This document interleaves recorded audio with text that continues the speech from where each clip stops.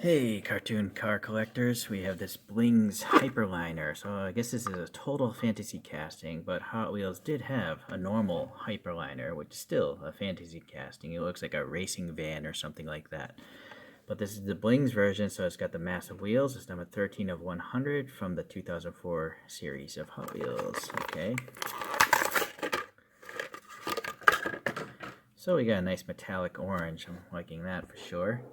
We got two different size Blings wheels, the giant massive ones and then pretty big ones here still. So okay, we got some ribbing detail here. So it seems like the whole base is plastic, this plastic chrome stuff. It does tell you down here Hyperliner. Okay, some engine details, must be mid rear engined, maybe a 6-cylinder. And then yeah, some sort of wing, chin spoiler wing thing with some vanes, maybe leading to brake ducts, and then some recessed areas for lights, I imagine. Or maybe those are brake ducts, I don't know, because these look like the headlights here, so it's nice that those have depressions. You can add some color there. I don't know if this has, it does have an interior. It's just such a dark window, but it looks like there's a detailing there. Maybe there's a steering wheel back there. It's hard to say. Hold on, let me get the flashlight. I don't know. I don't know. It's just so dark. You can't tell. Not sure. Oh well. I'm not gonna. It doesn't really even bother me if it doesn't have an interior. It's not even a real car. Uh, really shallow side windows here. I like this top vent, but unfortunately there's a little extra like molding plastic, but it looks like I might be able to clean it up. It's a real vent. Give him credit there. So it must have a silver interior, that silvery plastic interior. Pretty funky like flame job here on this guy as well. Well printed here. This side looks the same as the other. Unfortunately, there's a really big panel gap, or not a panel gap. It's wheel, tire, fender, wheel gap, I guess it would be. Doesn't really fill it up so much. I kind of expected to be tighter than that. All right, nice tail lights and stuff. Nice tail light details. Some sort of vent maybe, or license plate, I suppose. It's got some ribbing here for the louvered rear windows, and then some sort of diffuser, just really extended high. The wing is alright considering it's meant for children to step on. It's actually pretty thin up here.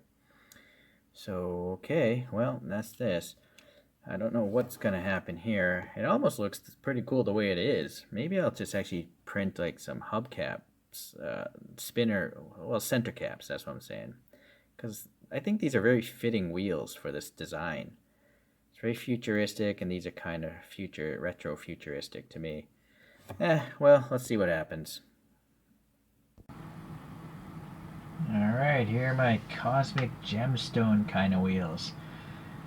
It took me around 6 hours for me just to design these wheels, never mind print them and paint them and stuff. The reason why is I was fidgeting around. What's going on here is, you can clearly see there's some hexagons there.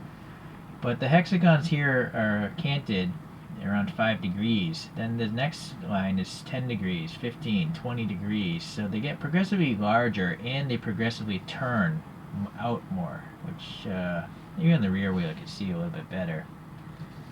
It's kind of hard to show. It's so small. But yeah, this is turning more into the wind than the ones on the inside.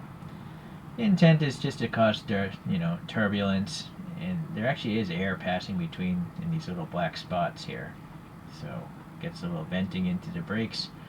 They are a little bit plus size compared to the original wheels that came on this thing, because I wanted to fill in the gaps a little bit. And then I added some paint details here into the I'm gonna guess those are radiators now. This vent here as well. I added just yellow into these boxes instead of intakes. Kind of thought they would make cool running lights, and also there's yellow up on this little tampo print. So the headlights are painted silver, and then I blacked out that bit here, and also in the back, the diffuser, I blacked it out, so only the chrome faces are showing. A little paint chipped off. A little black there, thinking that's a vent. Turn signal, rear lights, brake lights. Alright. And I guess that's it. I took a little hobby knife and tried to get rid of that extra plastic there as well. But it's a tough plastic. Doesn't want to cut easily. It's this weird plastic that's really sticky, or not sticky. It's like a PET bottle, a soda bottle. It has fraying to it. If you ever try to sand a soda bottle, it never sands smooth. Let's compare it to a couple other the blings, because I never really get to show them off, but I do like them because they're funky. I'm also thinking, if you look back here, this van came out in 1995. It's a functional van made by Renault, and they basically took a Formula One car and put a van body on top of it. So let me focus on the stats there. That's why the thing has 800 horsepower, revs up to almost 14,000 RPM, and goes 312 kilometers an hour. It has a V10 3.5 liter, being an F1 to be in the back, well, the mid-rear.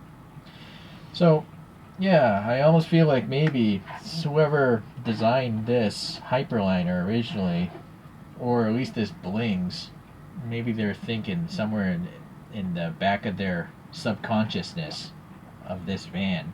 That would have been such a cool van if they actually sold that thing. Some Sultan of Brunei would have bought it.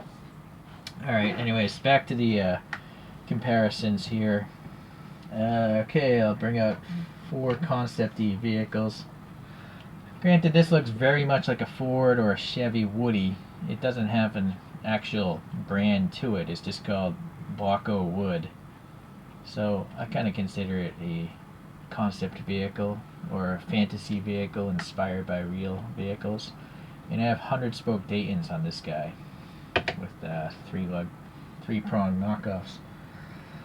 And I'll tell you, this one's not my favorite. It's called the Quadrasound, and this one I made equalizer kind of wheels and add some paint and all that stuff. I'm gonna put that in the back because I don't really like it.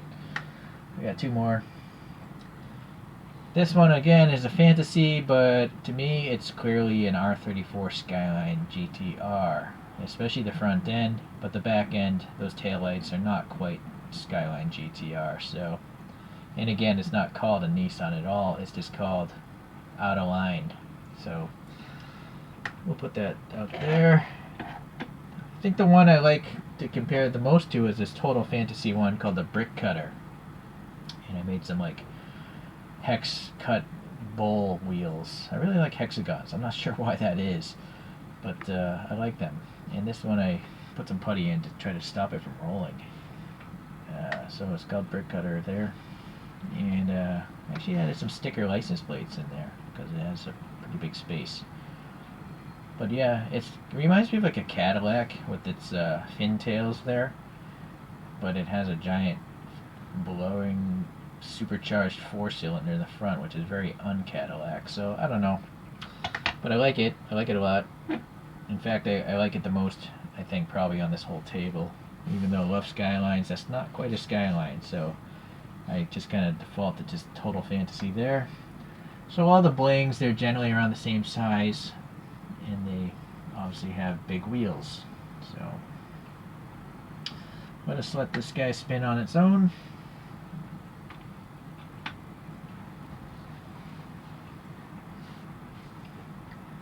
I think that could be the last Blings casting I'm gonna do. I don't think there's any others that I want to purchase, so yeah, that's it for today. Hopefully, well, it's unlikely they'll ever come out with more Blings. I just don't know if people would buy them. If they did, I would definitely consider buying them. I mean, again, for the cost of a mainline, this is a fun little video. I mean, I just spent this much time on a $1 toy. So it's a hobby, right? Something to do, something to talk about. If you like these blings, let everyone else know. Maybe if everyone wanted more, maybe Mattel would somehow, in the random chance of seeing this video, would consider making them. Thank you for watching. See you in the next Hot Wheels video.